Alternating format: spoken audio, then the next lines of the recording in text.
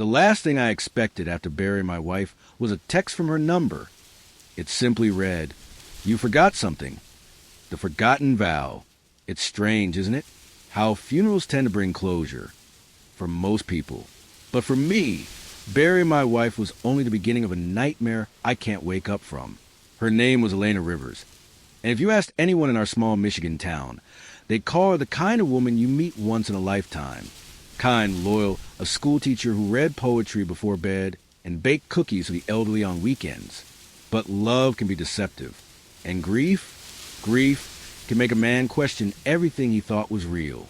Elena died on a rainy Thursday, a hit and run just 3 blocks from our home. The police said it was a drunk driver. No cameras, no witnesses, no license plate. Just shattered glass, a busted fender, and the woman I loved gone before I could say goodbye. I was broken, numb. The funeral was a blur of black umbrellas and hollow condolences. But the real shock didn't come until 3 days later, when she texted me. Yes, she texted me. Elena, from her phone, the one the police returned to me, cracked but powered on after the autopsy. The message, it was 2:46 a.m. I'd been sitting on the edge of our bed, staring at the untouched side where she used to sleep. Her perfume still lingered. I hadn't changed the sheets. I couldn't. That's when my phone lit up. Unknown number. You forgot something. I blinked. My first instinct? Wrong number. But when I opened the message thread, it was from her number. Elena Rivers. I dropped the phone. My pulse roared in my ears. Every logical explanation flew out the window. Spoofing? Hack? Sick prank? But how?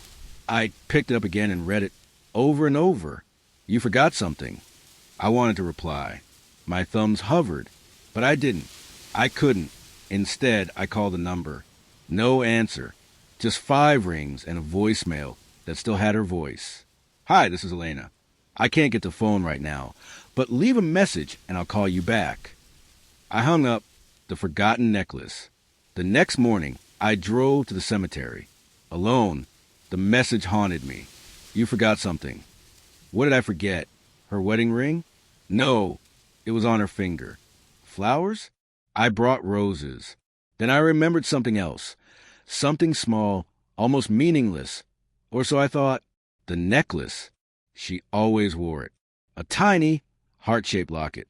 Inside was a picture of her mother, who died when she was just a child. I didn't see it when they closed the casket. I assumed, but I never asked. I ran to the gravesite, half expecting the earth to open up and show me. Nothing. Just silence. Cold wind.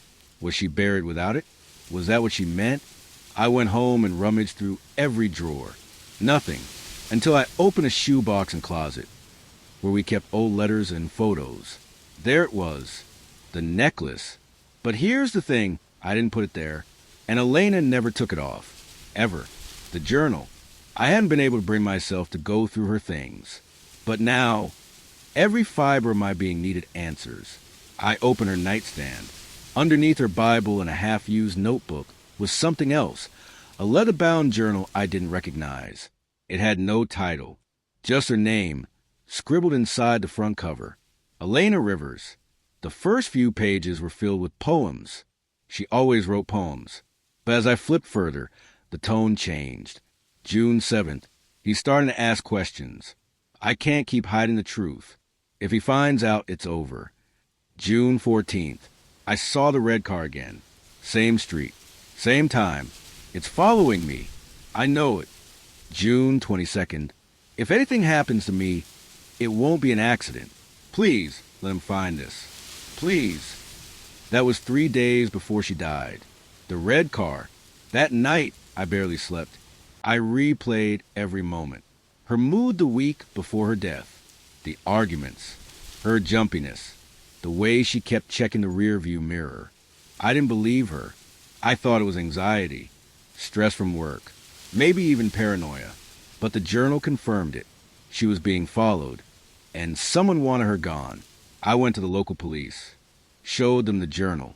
They were sympathetic, but not moved. No license plate, no suspect, no evidence. They said, but they offered to keep an eye out. I left furious, determined, so I started watching. And that's when I saw it. The red sedan. Same model she'd mentioned. Parked 2 blocks away. Engine running. Watching. Me. The hidden camera. I wasn't stupid. If someone went this far to get rid of her, they wouldn't stop with just watching me. I installed cameras. Inside, outside, even in attic. I needed proof. For 2 nights, nothing. But on the third, the motion sensor pinged at 3:14 a.m. I pulled up the footage. The hallway cam. A shadow. Tall. Slender. Female silhouette. Long hair. It walked past the nursery. Paused at our bedroom door. It looked exactly like Elena. I zoomed in. The face was hidden. But the figure, even her walk, was identical.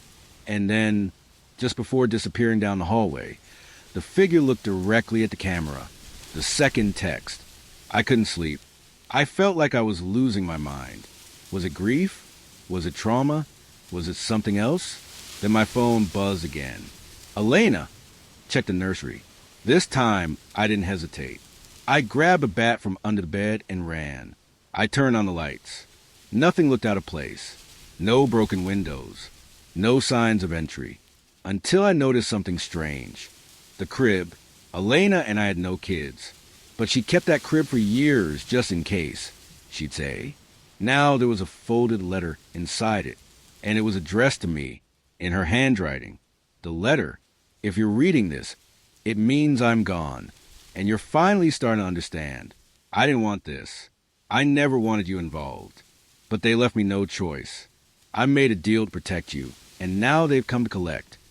It started long before you, before the wedding, before the new name. I tried to hide who I was, but the past doesn't forget. You'll have to choose, Michael. Do nothing and let it end here, or follow the trail. But if you do, you'll learn things about me, about yourself, that can't be undone. Start with the safe. You know the one. And remember what I always said, never open a door you're not ready to walk through. The safe. She was right. There was one safe I'd forgotten. A small wall unit behind her bookshelf. We hadn't opened it in years. I dug out the key from her jewelry box. My hands shook as I unlocked it. Inside were 3 things. A flash drive labeled Ravenhill, a burner phone, and a photograph. The photo made my blood run cold. It was of Elena, younger, with a group of people in military uniforms. Only, they weren't U.S. military. And standing beside her was a man who looked exactly like me. If you think you've seen strange after-death messages, wait until you find out who that man in the photo really is. The truth behind Elena's double life is darker than anyone expected. Skull like this video if it gave you chills. Bell subscribe to uncover what happens when Michael opens the Ravenhill file. The man in the photo stood beside my wife, smiling, uniformed, and wearing my face. But I had never met him. Not in this life. Anyway, the man who wore my face. The photo was yellowing at the edges, tucked inside the dusty safe behind Elena's bookshelf. There were 5 people in it, all in military uniforms. One of them was my wife, looking maybe 22, younger, smiling. But what made my knees weaken was the man beside her. He looked exactly like me. Not a resemblance, not a cousin, a carbon copy. Same jawline, same nose, same scar above the right eyebrow. The one I got falling off my bike when I was 10. What the hell? I stared at the photo until my eyes blurred. It couldn't be me. I'd never worn a military uniform, never been to wherever this was. The background had signs in Russian, Cyrillic script. What was Elena hiding? And why was my doppelganger in her past? The flash drive. I plugged the flash drive labeled Ravenhill into my laptop. Encrypted. Password required. I tried the obvious ones. Her birthday, our wedding date, my name. Nothing. Then I remembered the phrase she ended the letter with. Never open a door you're not ready to walk through. I typed, ready to walk. Access granted. The folder had 1 video and 3 documents. The video was grainy. Security cam footage. Timestamp. March 18, 2017, 2:46 a.m. Same date and time as the first text. It showed a woman, Elena, sneaking into what looked like a research facility. The footage followed her through metal corridors. She swiped access cards, avoided cameras. Eventually, she entered a small room with a vault. Then the screen glitched, and when it resumed, she was gone. Not just missing, vanished. No exit, no movement, no trace. She walked into the vault and didn't come back out. The 3 documents were equally disturbing. Document 1, a Black Ops mission briefing titled Project Ravenhill, Human Replication and Memory Transfer. Marked, Top Secret. Unauthorized possession is a federal crime. It detailed a classified experiment involving neurological mapping and synthetic identity reprogramming. The goal? To replicate high-value targets using memory clone surrogates, human duplicates, soldiers, spies, clones. Document 2, an internal memo from a defector named Agent Silas. He claimed the project went rogue. Subjects were escaping. Some were blending into civilian life, unaware they weren't the originals. Some were breaking down psychologically. Document 3, a personnel file. Subject number 13M, Rivers. Status, terminated. Clone status, active. Unknown awareness level. Wait, M. Rivers? Michael Rivers. That's my name. Was I one of them? I sat in silence. The room felt colder now. I tried to rationalize it. Maybe it was a hoax. Government conspiracy garbage. But the photo, the footage, the resemblance, the journal. Was I a clone? Is that what she meant by, you'll learn things about yourself that can't be undone? I opened the burner phone that was also in the safe. One number was saved in the contacts. S. I called it. After 2 rings, a voice answered. I told her not to involve you. It's too late now, isn't it? The man on the line. His voice was rough, older, paranoid. I asked, who are you? He replied, name's Silas. I was part of Ravenhill. Until I realized what we were doing. You're not supposed to exist. I froze. He continued, they wiped your memory, dropped you into a civilian life, like a clean slate. Elena was supposed to monitor you, but she fell in love. That's why they killed her. I gripped the edge of the desk to stay upright. Why me? You weren't just any clone. You were made from him, the real Michael Rivers, one of the most dangerous assets we had. But he went rogue, disappeared. We used your face to find him. You're the bait. The grave disturbance. Before I could ask more, Silas hung up. A text followed immediately after. They're watching the house. Do not go back inside. Meet me where she took the photo. Midnight. I didn't know what photo he meant, but I'd figure it out. Before I left the house, I checked the cameras again, and that's when I saw it. 2 figures in black, inside my living room. Tactical gear. No markings. They didn't break in. They had a key. They walked in calmly. One of them looked directly into the camera and smiled, then smashed it. I bolted out the back. The location. I flipped the photo Elena left in the safe. They're written faintly on the back. Kirov Forest, Block 12. I had no idea where that was, but Silas did. I borrowed a friend's car, ditched my phone, and drove to the edge of town to an abandoned industrial site near the river. I waited. At 12:01 a.m., a figure approached from the shadows. Old, beard, cane, one eye covered. Silas. What Silas told me. We sat in a rusted shipping container. He lit a cigarette with trembling hands. You weren't meant to remember, but she changed that. She swapped your suppressant pills months ago, the ones that keep your neural mapping from unraveling. What happens if I stop taking them? I asked. He exhaled smoke. You start to remember who you used to be. But I don't want to. You don't have a choice anymore. Silas reached into his coat and handed me a black notebook with a number etched on the cover. Number 13. You wrote this before they wiped you. I opened the first page. It was my handwriting, but I didn't remember writing it. This will be my last entry before the extraction.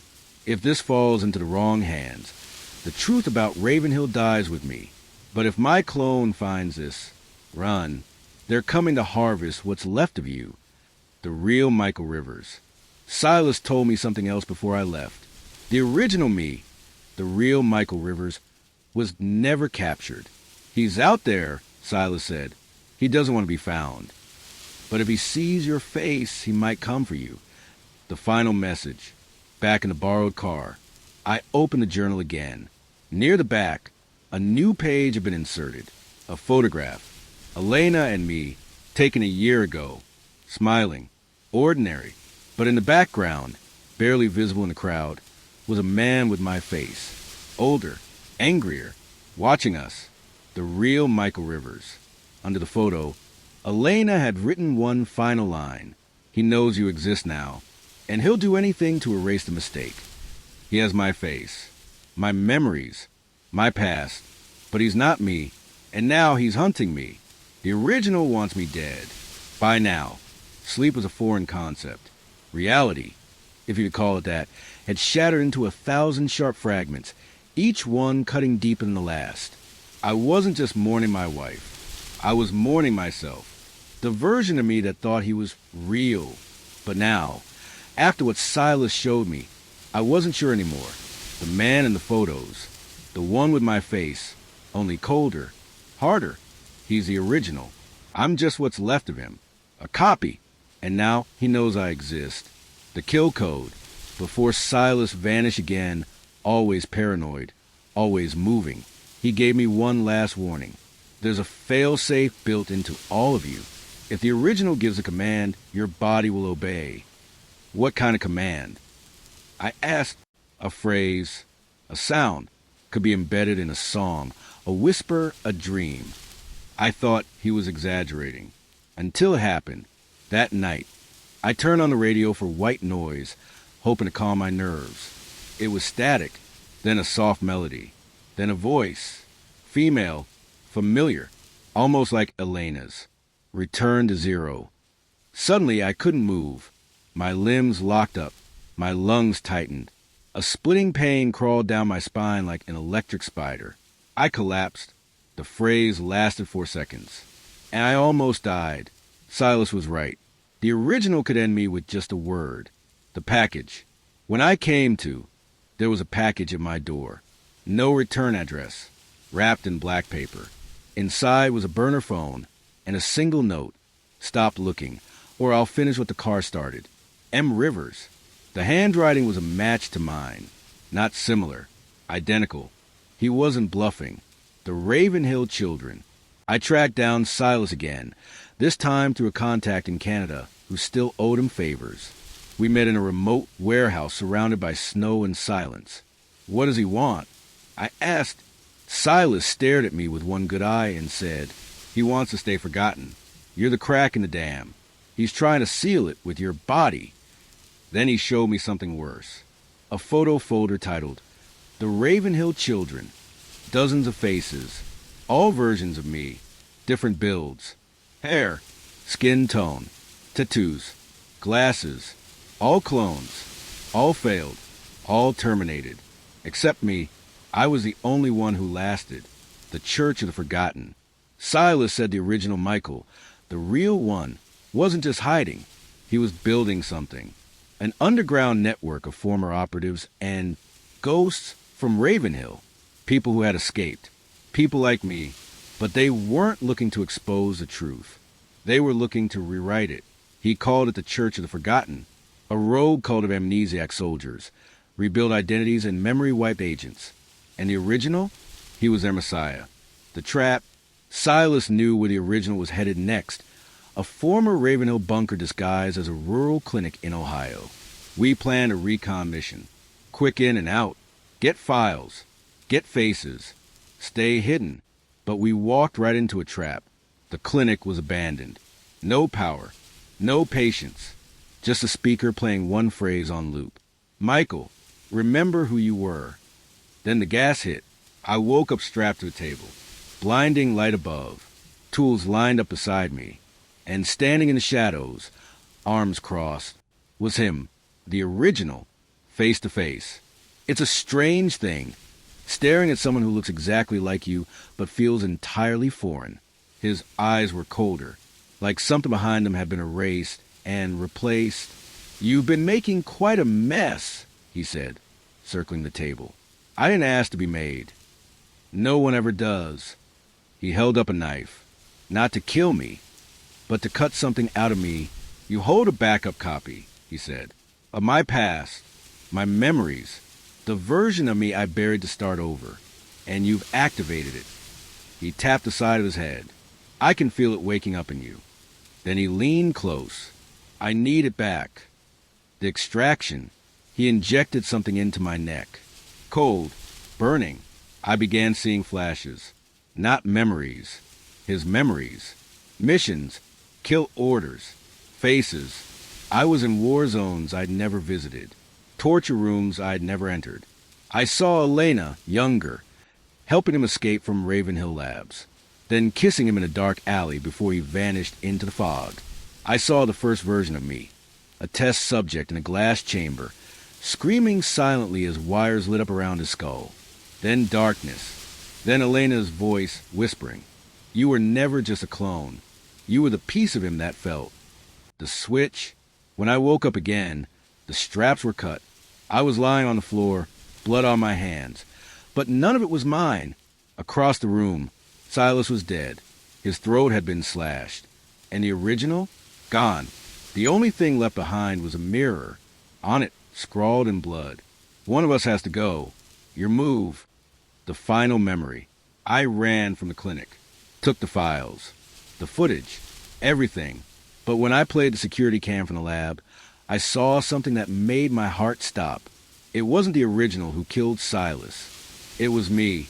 Or at least, I looked like me, except in the footage. I didn't have the scar. The one above my eye. That wasn't the original. That wasn't me. There's another one. There's a third. Another clone. Another version.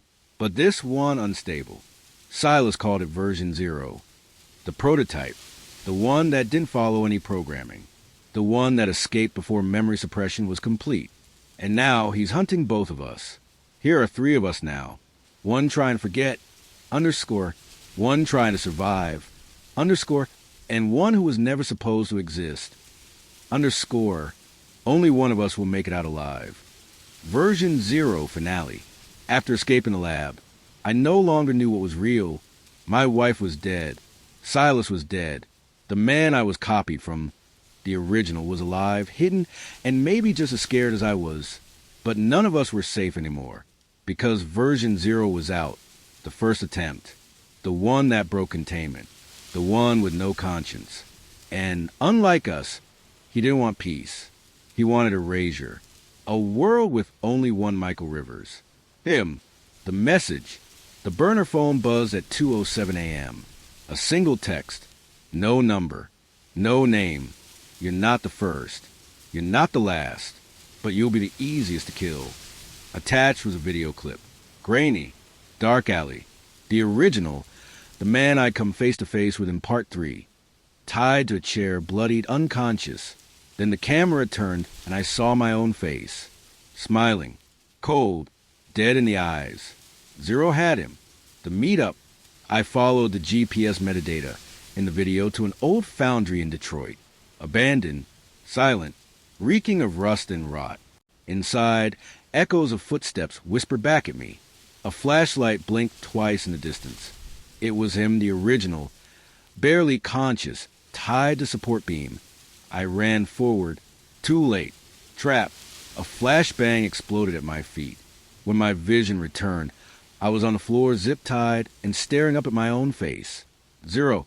He leaned close, nose almost touching mine. "You were the mistake that thought he was real," he whispered. I remember everything. Every test. Every scream. Every time they erased me and tried again. But I'm still here. You and him, you were plan B. 0's philosophy. He circled me slowly. You want identity. He wants redemption. I want revenge. I'm not hiding anymore. I'm reclaiming. I'm not a clone. I'm evolution. He lifted a gun, identical to the one Elena once hid in our closet. You should have stayed asleep. But just as he pulled the trigger, bang, he staggered, blood, shoulder hit. From the shadows, the original, barely conscious, had broken free just enough to shoot. I created you, he growled at Zero, but I never gave you a soul. The fight, it was chaos. I broke free from my restraints during the distraction. Zero, enraged, turned the gun on me. We fought, punch for punch, mirror against mirror.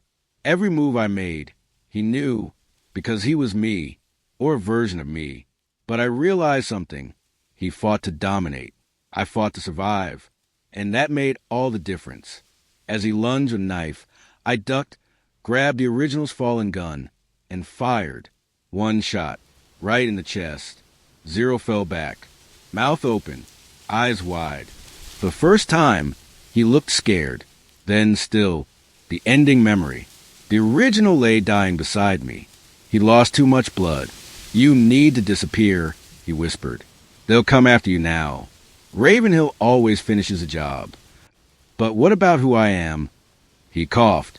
Blood. You're not me. You were made from me, but you're your own man. He looked at me, then handed me a small memory chip from his pocket, labeled E01. Elena's real message. What she never had time to give you. I took it after she died. I didn't want you to know how much she loved you. Then, with a weak smile, you were the best of us. He died in my arms. Elena's message, final playback. Weeks later, after cleaning up and fleeing town, I played the chip. It was a video message. Elena sat in our bedroom, hair tied back, eyes puffy from crying. Michael, not the one I married, the one they made. You're watching this because I failed to keep you safe. I tried. God knows I tried. They told me you weren't real, that you were a tool. But I knew better. You cried in your sleep. You kissed me like I was the only one in the world. You chose to feel. And if feeling isn't proof of the soul, I don't know what is. They will come for you. They always do. But you're stronger than them, Michael. Stronger than him. Just promise me you'll live, not as a clone, not as a copy, but as you. Epilogue. One face in the mirror. It's been 6 months. I live off the grid now. New name. New town. Sometimes I wake up thinking I hear her voice. Smell her perfume. Feel her fingers tracing my scar. But when I look in the mirror, I don't see a clone. I don't see him. I see me, the one who loved her, the one who chose mercy, the one who walked away, the last Michael Rivers. And maybe that's enough. Final fade out, a wide shot, a quiet beach, a single figure walking into the sunrise.